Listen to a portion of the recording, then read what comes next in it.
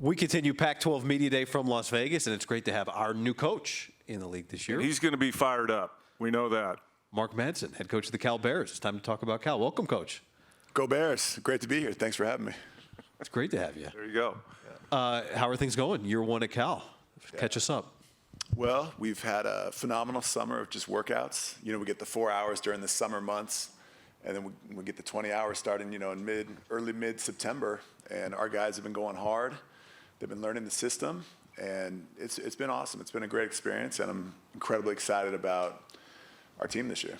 I was kidding just now, but, you know, things haven't gone great at Cal the last few years. We know that. But could it be, Mark, and I've known you for a long time, your energy, enthusiasm, your effort, is that kind of what Cal basketball needed? Well, I'll say this. I mean, it was a tough year last year for Cal, but it's not like there wasn't a lot of work going on behind the scenes. We're probably benefiting right now from a lot of the work, just even in terms of infrastructure and a lot of things like that, that honestly administration and Mark Fox worked really hard on last year, and now we're bearing the fruit of it this year a little bit.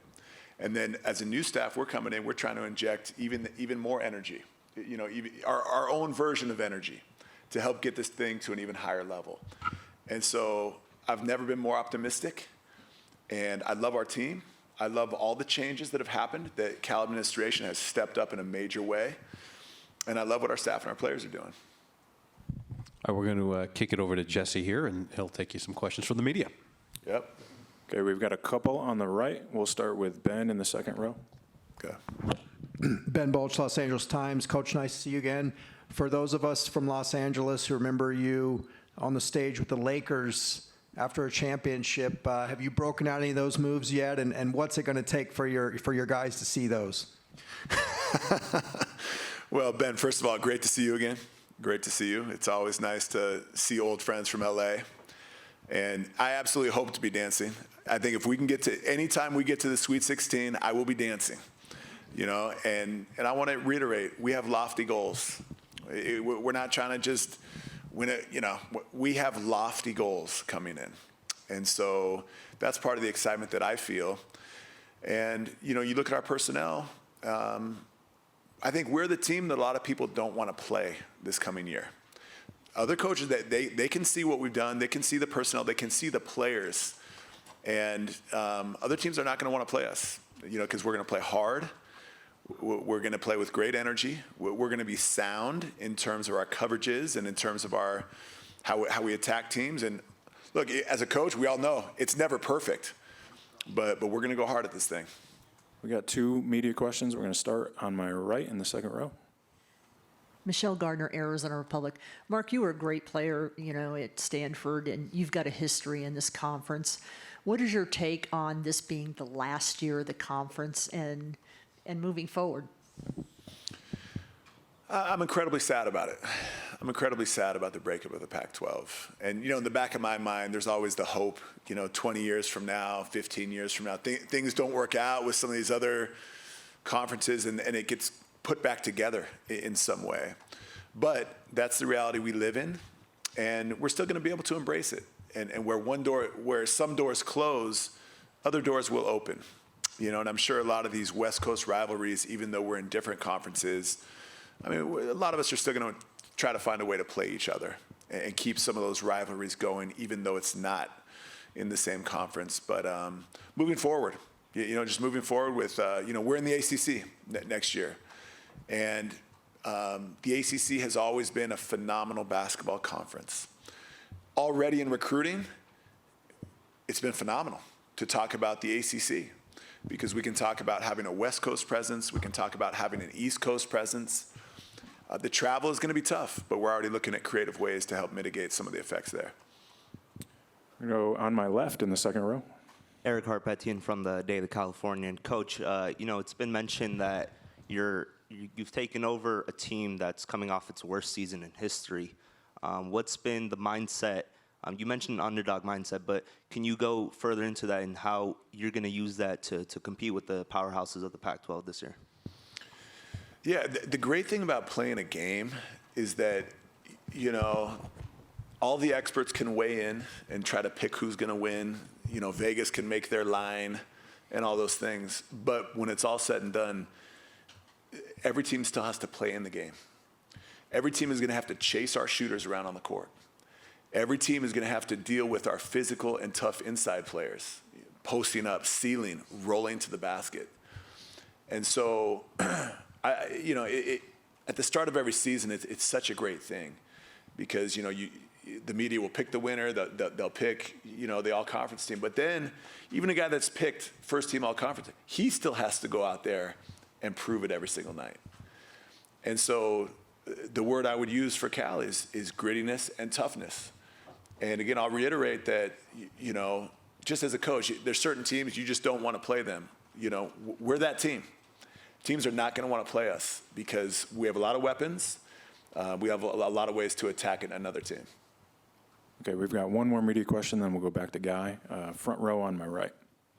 Hey, Coach. Robbie Whittle, TV8 Vail. You took Utah Valley to new heights over your time there. How do you think that will help prepare you, rebrand this struggling Cal program? Well, over the course of the 4 years at Utah Valley, there was growth and improvement every single year. And we had some great successes. We had some tough losses along the way. And you almost learn more from a tough loss than you do from a great win. Because there's that pain. You feel that pain. And then you look at what went wrong.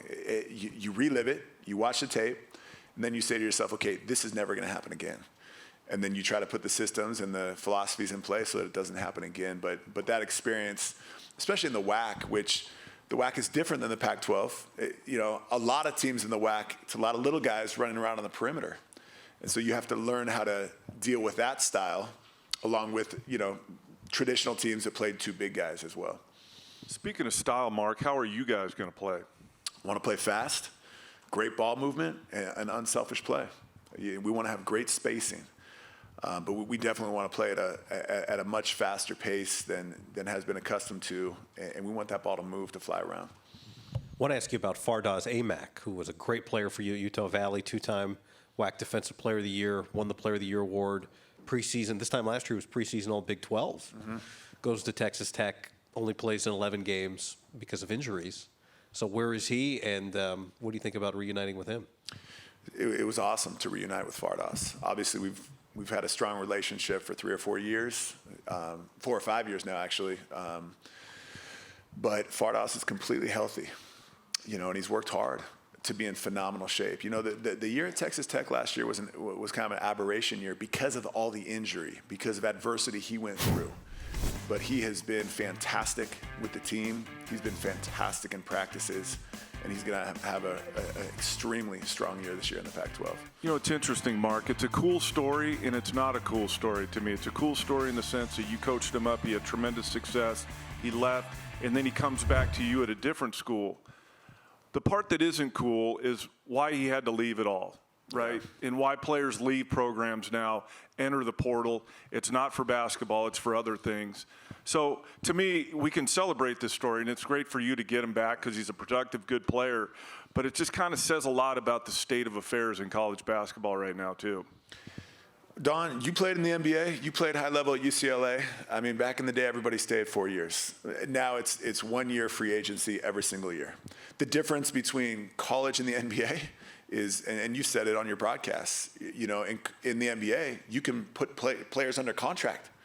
In college, it's free agency every single year. Every single year. And so that's good for the players at times, but it does make it, it's almost like you're coaching a G League team in terms of all the movement. Well, one thing that's created this as well is you guys have to recruit the portal harder than high school players now, which is way different than it used to be. Yeah, no, it is. It used to be you had that lull in April, May. Coaches had a little bit of a downtime in April, May. Now there's no downtime.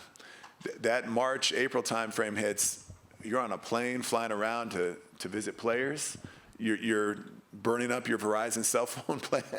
You're doing all that. I mean, no one's asked you yet, maybe because it feels like old news already, but it's probably, you'll be asked again about it. When was the last time you put on a Stanford t-shirt? Well, it's funny. The first. Casey Jacobson has a Stanford shirt in the bag. Casey's got his always uniform. prepared. Casey's got his uniform in there too, in case a game breaks out. Well, I saw Casey. I said, Casey, you're still in phenomenal shape. Looks like you can still play a 40-minute game. I'm not quite there, Casey. No, yes, you can. Yes, you can. The first couple of days at Cal, seeing all the blue was an adjustment, but I've embraced it. I love it, and obviously I love my alma mater. I love my friends and teammates from there, and I'm a Cal Bear now, and I'm excited to put all of my energy there. What impact has Mike Montgomery had on you as a coach? Huge. Mike Montgomery, obviously Casey played for Mike. Mike was someone that demanded perfect or near flawless execution.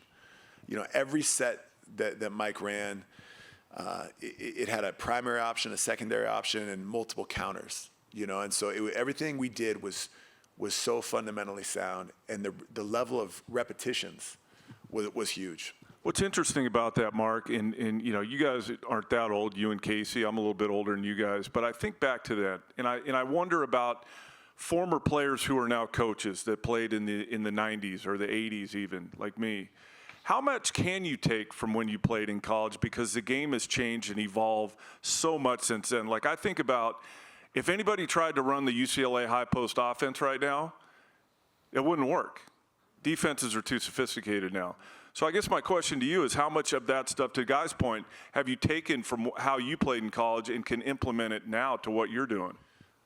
Well, I think one of the biggest things I take is that the game has absolutely changed. It's all about spacing. Yeah. It's all about opening up the shooting, rolling to the basket to create pressure on the rim. But all that being said, the principle of have a set and have multiple different things you can do out of that set. Have multiple different counters. That way a defense, if they look out there and if they see a certain set, they have no idea what you're going to do. And so that, I think, carries over. The style of play, very different. We're going to bring up your players here. If you could give us a thought on Keontae Kennedy and Grant Newell, and getting to know them the last several months. Yeah, absolutely. Let me start with Grant. Grant is gritty. Grant just brings a toughness. Oh, they're coming up right now. What's up, guys? What's up, Keith? Scared you. I heard footsteps over there. Grant is someone who just, even if he brings that Chicago toughness. He's not afraid to back down from anybody. He's been one of our best guys in terms of attacking the basket and getting to the free throw line, and he knocks down his free throws every time. He stretches it to the three-point line. He runs. He can handle. He can initiate the offense. And Grant's just in addition to being just a phenomenal basketball player, he's a tremendous person. And so it's been great to get to know Grant. Keontae Kennedy, my man right here. Keontae, I tell the team over and over again, I say, guys, 95% of the time, Keontae Kennedy is, when we identify the other team's best perimeter player, it's going to be one guy who's guarding him, Keontae Kennedy. Why? Well, number one, because he has great technique. He understands angles. He studies the game. But then, number two, you can't measure the size of his heart, the level of his toughness, the character. He's not afraid to have fun. We're running a conditioning drill, and he's yelling at the camera. We play in the Haas Pavilion. He's calling it the House of Pain. He's putting that out there right now publicly. And that's, yeah, exactly. Oh, yeah. But these two players are a reflection of really all the players on the team, but each young man here extremely special, extremely unique, and we're lucky to have them. Coach, we'll let you slide out, and we'll talk to your players, but it's great